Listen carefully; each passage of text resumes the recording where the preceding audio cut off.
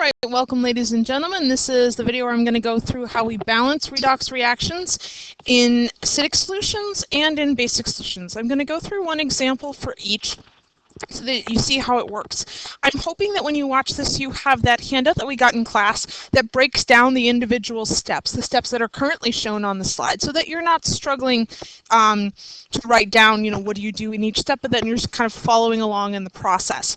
Again, this is a different type of balancing half reactions. I know that you know how to balance half reactions that are simple, things that are like Fe with a charge of +2 goes to Fe with a charge of +3.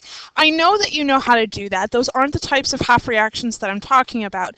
These half reactions are going to involve a lot of polyatomic ions. What happens when we have, like, for example, sulfate versus sulfite? Because that would be redox. You're changing the oxidation number on the sulfur, but how do you balance that kind of a half reaction that's pulling in oxygen? And that's what this is addressing, the more complicated half reactions, things that don't just involve one element, but involve many elements. So the process is that you want to start by taking your overall chemical equation and separate it out into the half reactions. You're going to balance each half reaction totally and completely first, and then you're going to add them together to get your overall balanced equation. But before you balance charge, you have to balance atoms. You'll notice that in this list, we have step 2 is balance atoms, balance oxygen, balance hydrogen, and only once all the atoms in the half reaction have been balanced, then you balance charge. So you balance charge last, because it's crucial that you get the correct number of each type of element in your half reaction before you even start thinking about electrons. The first thing that you want to do is balance your atoms other than oxygen and hydrogen once you have your half reactions written. So anything other than O and H, you balance that first. That's a general rule of thumb, not just for this, but for realistically any type of balancing. Balance your O's and H's last. Balance everything else first. Then, for balancing an acid and base, you balance the oxygens by adding water.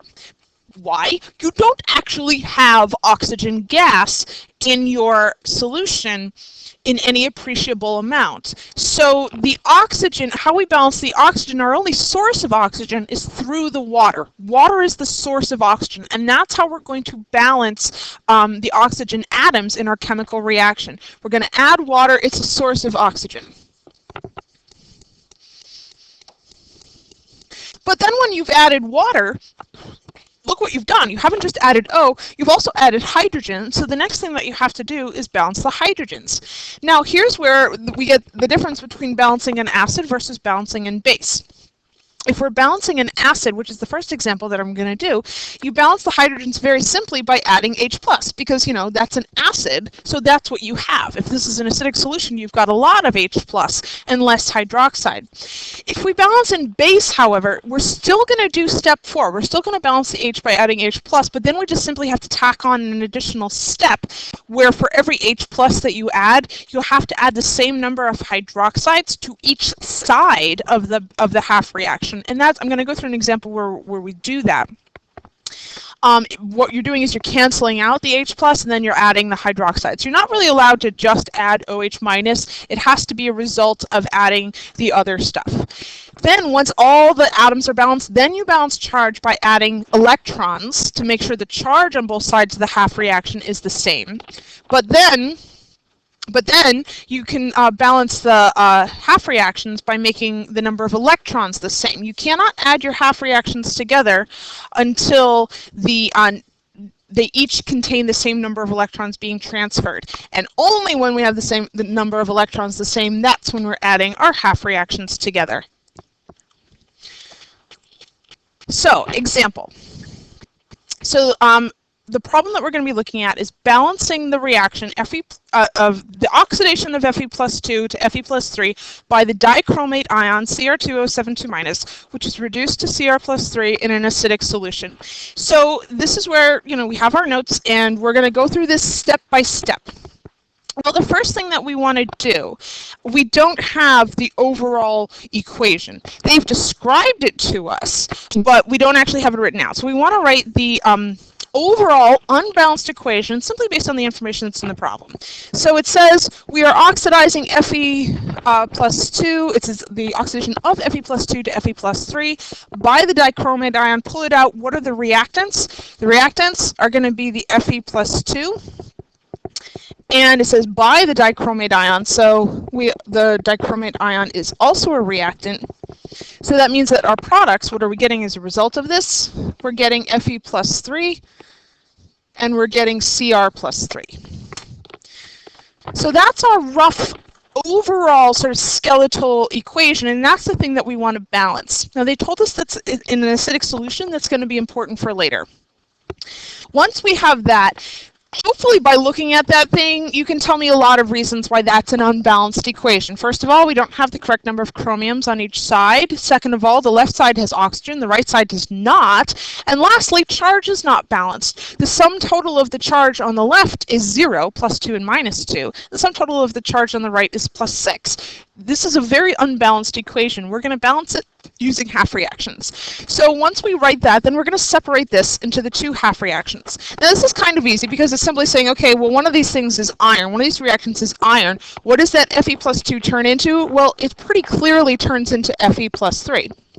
So I'm just going to write that. Fe plus 2 goes to Fe plus 3. That's a half reaction. And then the other half reaction, what does the dichromate ion turn into? Oh, it turns into chromium 3.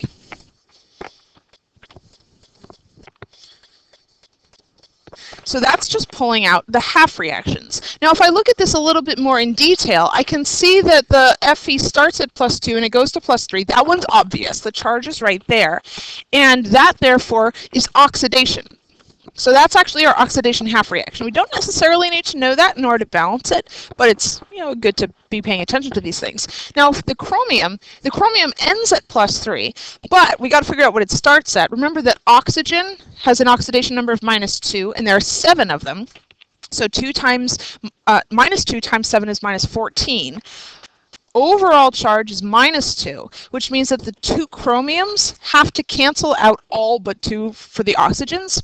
Each chromium is plus 6, right? If each chromium is plus 6, then we get a total of plus 6 charge from the 2 CRs. We get a total of a minus 14 charge from the 7 oxygens, plus 12, minus 14, add that together, we get a sum total of minus 2. Plus 6 to plus 3, plus 6 going to plus 3, that's reduction.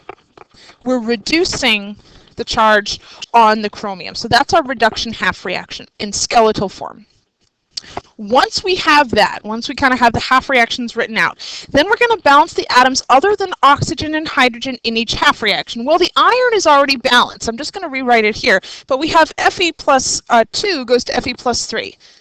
Balance the atoms other than oxygen and hydrogen. The Fe is already done. There's one Fe on the left, there's one Fe on the right. We're good. That step's all set. But for the chromium half reaction now, that's not balanced. We've got Cr2O72 minus goes to Cr plus 3. You cannot start balancing other atoms until you have the not O's and H's already taken care of. There are 2 chromiums on the left, so I need to put a 2 so that I have the same number of Crs on the right. Balance the atoms other than O and H first. Now that we've done that, now we need to balance the O's in the H's. The first thing that we want to balance is the water, oxygen, and the way we're going to balance oxygen is by adding water. So add water, balance the O's. Well, the iron, again, looking at the iron half reaction, there aren't any oxygens in this, so that's sort of staying put. But I am going to focus on the chromium. So again, I'm rewriting this. You don't have to rewrite it constantly every time. I'm doing this to show the stepwise process. That's what we have thus far for our chromium half reaction. There are 7 oxygens on the left in the Cr2O7, and there are no oxygens on the right. We need to make the number of oxygens be the same. So we have to add 7 waters, because 7 waters gets us 7 oxygens. And we want to put it on the right side, because that way we've got 7 oxygens on each side. There we go, our oxygen is balanced. But we're not totally done at this point. because we now need to balance the hydrogens. We just added a whole bunch of H's over here. We added that first. So now we need to balance off the hydrogens. Now this is in an acidic solution, so we know that we have access to the hydrogen ion. We know that we've got plenty of that around. Count them up. How many H's are on the left thus far? None. How many H's are on the right? 7 times 2. I've got 14 hydrogens on the right. That means that I need to add 14 hydrogens to the left side. So I balanced the waters. I added this thing first, and then I balanced the hydrogens, and I added this thing second. Balance atoms other than O and H initially, and then balance the oxygens by adding water. Balance the hydrogens by adding H+ if we're doing this in an acidic solution, which we are.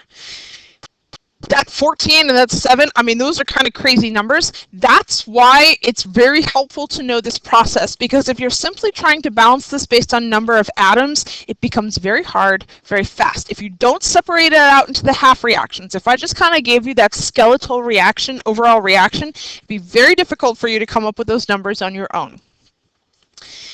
Now that we have the half reactions balanced in terms of matter, same number of each atom on each side, now we're going to balance in terms of charge. So I'm rewriting the half reactions again, and I am pulling in the iron because now we're ready to balance the charge.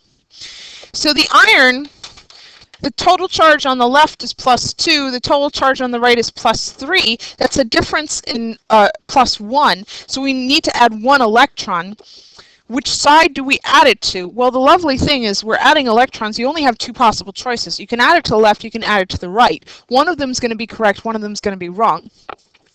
If I added that 1 electron to the left side, and we do our check and we kind of add up the total charge on the left, +2, -1, +2 plus a -1, that's a +1. The right side is still +3. That's not the correct side for the electron to go.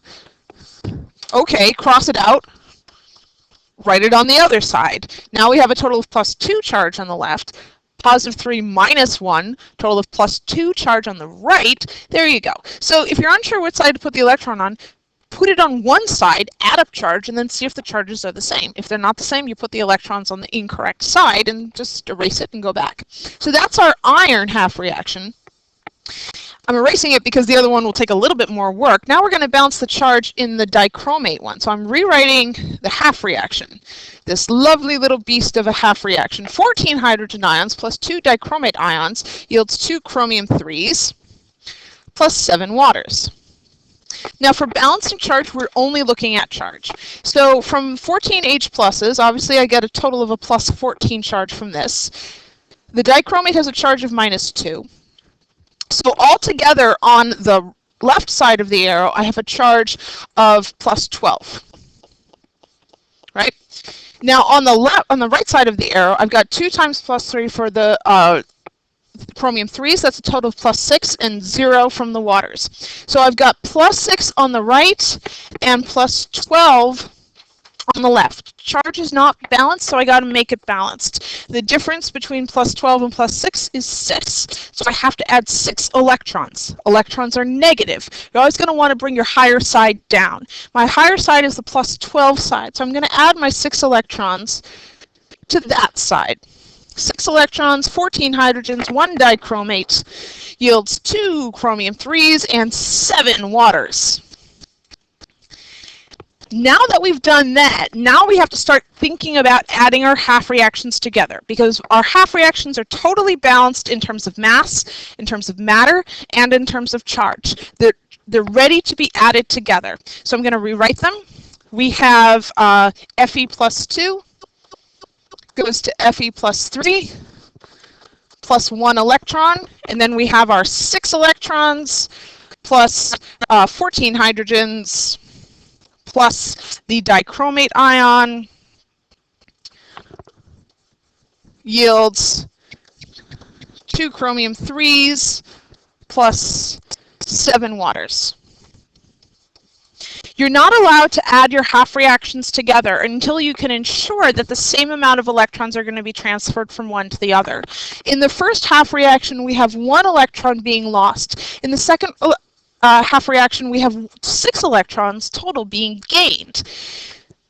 We do not have the same number of electrons being transferred. We have to make sure that we do before we add them together. So that's why we get the, if necessary, equalize the number of electrons by multiplying the half reactions by something. Well, we have 1 electron in the first, 6 electrons in the second. We need to make the electrons be the same. So we need to multiply this one by 6. If we multiply that entire reaction by 6, because we're not allowed to just change the electron. This is kind of like a Hess's law thing. We decided that we needed to have 6 times as much electrons in order to make the half reactants add together in the appropriate way. But you can't just do the electrons by 6. You got to do the whole reaction by 6. So instead of Fe plus 2, this is going to become 6 Fe plus 2, goes to 6 Fe plus 3, plus a total of 6 electrons. Now that we've done that, we can add the half reactions together. And again, adding the half reactions together is just Hess's law. That's all it is. When you add reactions together, everything that's on the left side of the arrow stays on the left, everything on the right side of the arrow stays on the right, and anything that's the same on both sides will cancel. So this is something that you already know how to do, and we're just doing this in the context of redox half reactions.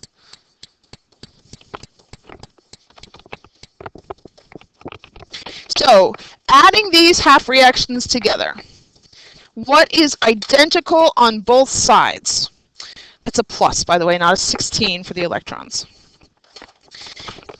What's identical on both sides? Well, we've got 6 electrons here on the left side of the arrow and 6 electrons here on the right. Notice how I kind of lined up my arrows, that way we can sort of clearly see what's on each side. So that is going to cancel because they're both the same. Is there anything else that's the same in the half reactions? No, there isn't. So now we're going to just keep all the reactants as reactants. So everything that's on the left side stays on the left. So what's on the left? We have 14H plus, we have 6 Fe plus 2, and we have a dichromate ion. That's an Fe plus 2 plus Cr2O7. And then we have our arrow, and then what's on the right side of the arrow? We have 6 Fe plus 3, we've got 2 Cr plus 3s, and we have 7 waters. That, believe it or not, is truly the overall balanced equation. 14 hydrogen ions plus 6 Fe plus 2s plus a dichromate ion yields 6 Fe plus 3s plus 2 Cr plus 3s plus 7 waters. I highly doubt you would have come up with those coefficients if left to your own devices. But they are correct, and they cannot be reduced down further. That's why balancing by the half reaction method is a good thing to use if you know you've got a redox problem. Last step is to simply make sure you've done it correctly. Verify that basically everything is balanced.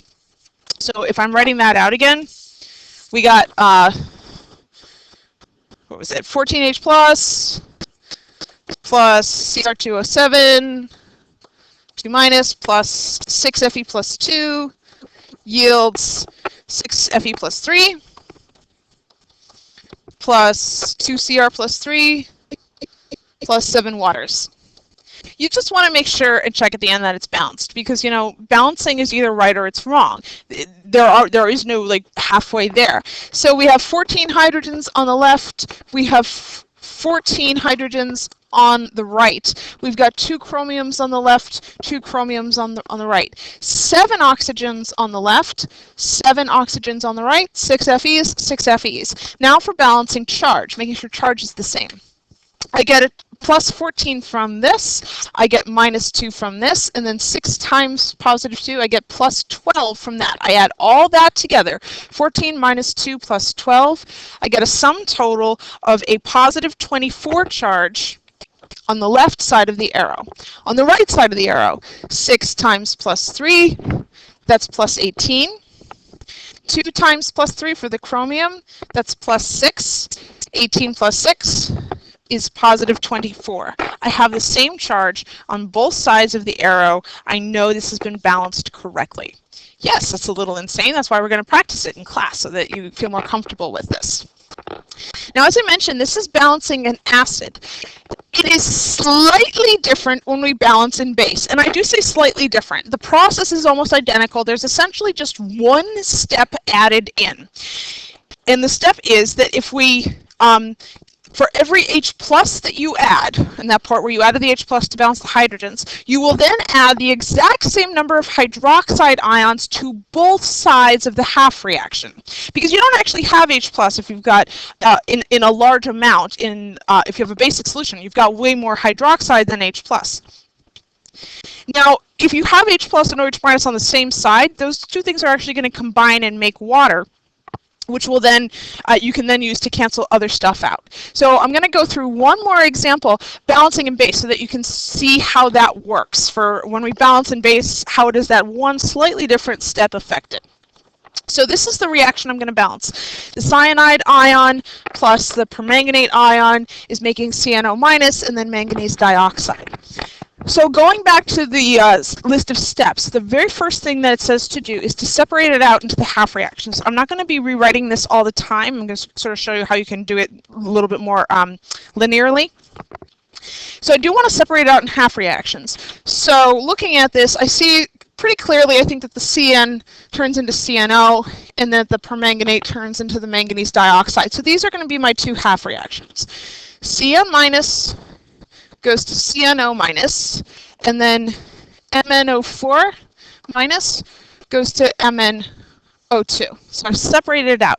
The next step, ensure that all atoms other than oxygen and hydrogen are balanced. You cannot proceed unless you make sure that everything other than H and O are balanced. So in the first one, I've got one carbon on the left, one carbon on the right, one nitrogen on the left, one nitrogen on the right. That one's balanced in terms of things other than H and O. For the second one manganese on the left, one manganese on the right. That is also balanced in terms of H and O. So that step is already set. Next step, balance the oxygens by adding water. That is still identical. That doesn't change. Like I said, this process for balancing base is virtually identical with just one additional step written in. So we're going to balance the oxygens by adding water. In the first one, I have one oxygen on the right side, so I'm going to add one water to the left to make sure that the number of O's are the same. In the second half reaction, I have 4 oxygens on the left and 2 on the right. So I need to add 2 waters to the right side in order to have the same number of oxygen atoms there. Now, same thing. Balance the H's, that's the next step. Once you balance the oxygens, now balance the hydrogens by adding H+. This is still the same when we're balancing in base. So I have my 2 hydrogens that are on the left in the first reaction, so I'm going to add 2 H+ to the right side so that I've got the same number of H's. And then I've got 4 hydrogens on the right side, so I'm going to add 4 H+ to the left. This is right here, this is the one difference between balancing in acid and balancing in base.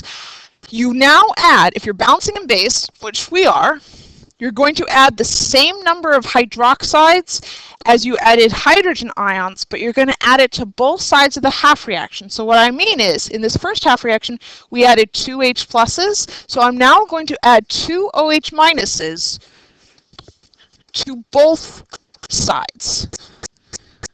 Because I don't really have any H+, not a lot of H+, but I do have lots of OH-. And that OH- is essentially canceling out the H+. Same thing for the next one. I added 4 hydrogen ions in the second half reaction, the manganese half reaction. So I'm going to add 4 hydroxides to both sides.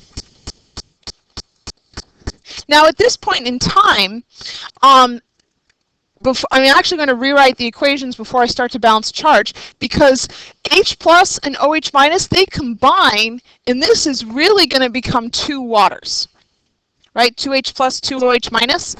And ditto on this side over here, the 4 H+, 4 OH-, that's really 4 waters, right? H+ and OH-.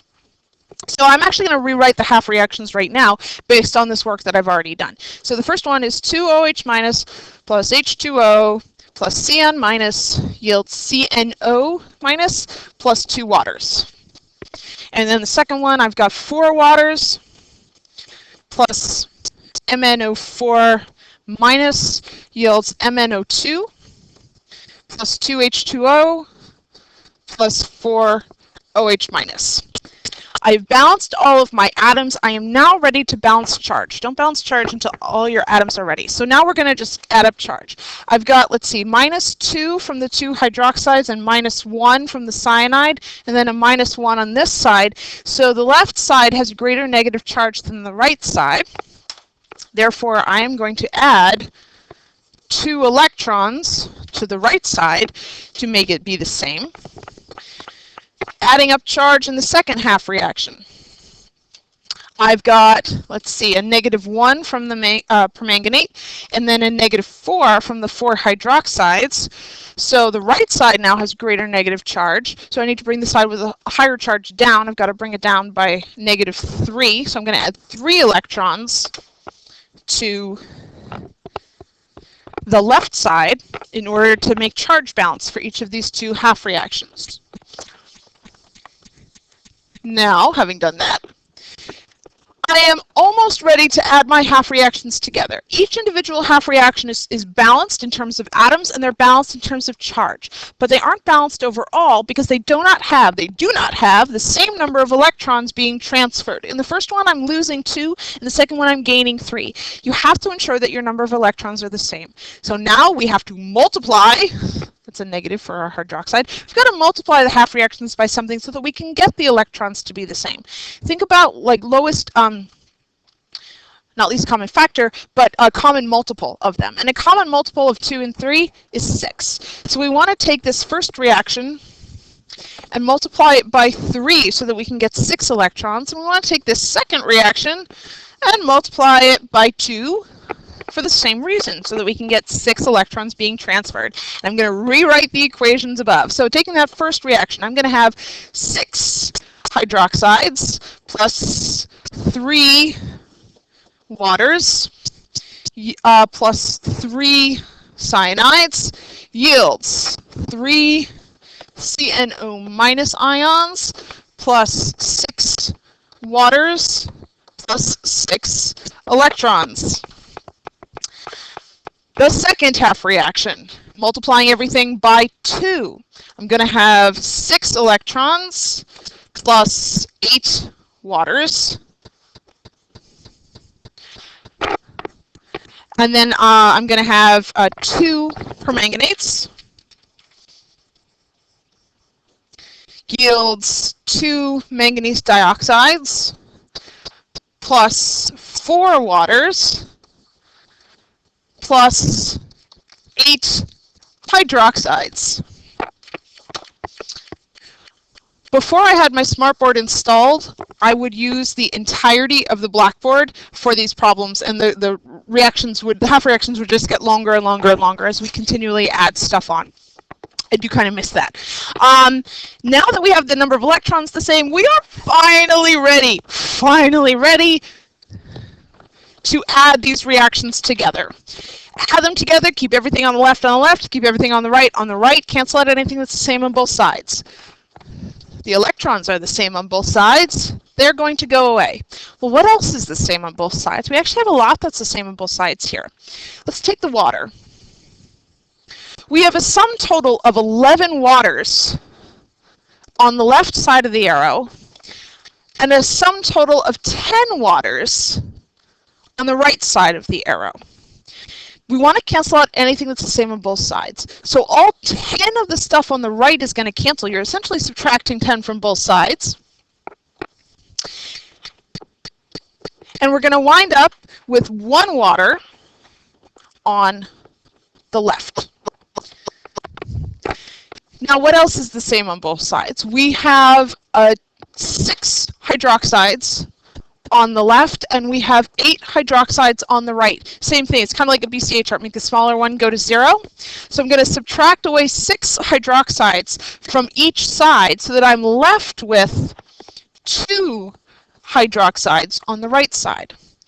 Is there anything else that's identical on both sides of the arrow? No, I don't think so. So this is going to become 3Cn minus plus 2 permanganates goes to the 2 hydroxides plus 3 CNO minus plus 2 manganese dioxides. And then a quick check to see, is everything actually balanced? We've got 2 H's on the left, we have 2 H's on the right. We have, for oxygens, we've got 1 oxygen in the water, and then we have 8 oxygens in the permanganate for a sum total of 9 oxygens on the left. Let's see, we've got 2 oxygens here, 3 oxygens here, 4 oxygens here. So 2 plus 3 plus 4, that's 9. That's good, that's balanced. 3 carbons, 3 carbons, 3 nitrogens, 3 nitrogens, 2 manganeses, 2 manganeses. Good. Atoms are balanced. What about charge? Well, on the left side, I'm going to get a total of -3 charge from these 3 cyanides and a sum total of a -2 charge from the 2 permanganates. On the right, for a sum total of -5. On the right side, I get a -2 from the 2 hydroxides and a -3 from the 3 CNO minus. Again, sum total of -5. Awesome. That reaction is balanced. I know it's a process. It's definitely a process, and that's what we're going to be practicing with in class. Just practice doing the process so that we feel comfortable with the steps.